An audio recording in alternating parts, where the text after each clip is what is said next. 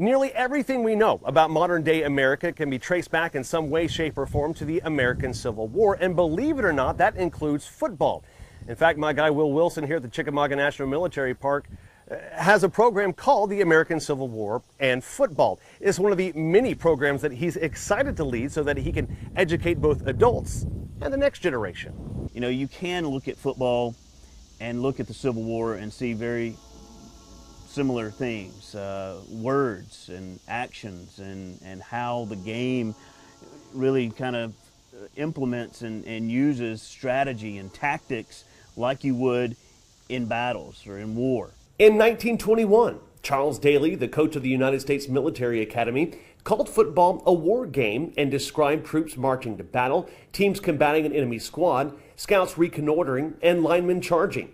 Daly even advocated the application of military exercises to players, arguing, quote, "No soldier ever benefited more by intensive and carefully planned drill than does the football player."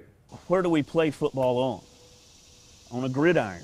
You know, you have an offense, you have a defense. That is the same in military tactics. You know, you go on the offensive or you set up a defensive line, a defensive perimeter.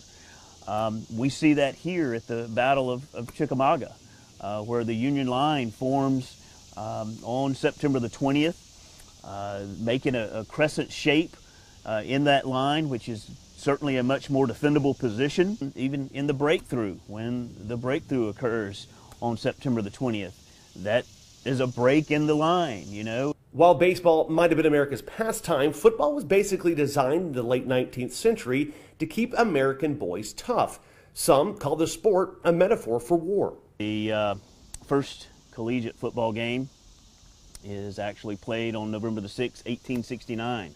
But we actually have a artist sketch in the Harper's Weekly dated August 31st, 1861. The picture depicts the 1st Maryland Infantry Regiment in Winchester, Virginia, playing football before parade. Now, granted, it's not going to be like what we think of as football today, and it is really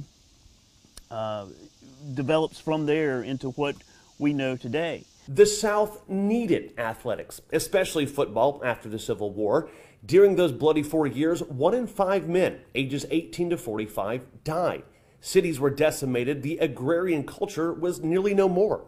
The popularity of college football today in the South is a result, direct or otherwise, to the physical and emotional rebuilding of post-antebellum society. It's one way that we see the South as a way to kind of gain respect again, because when you've lost a war, when you've lost everything economically that you subsisted on, you have to have something that you can take pride in.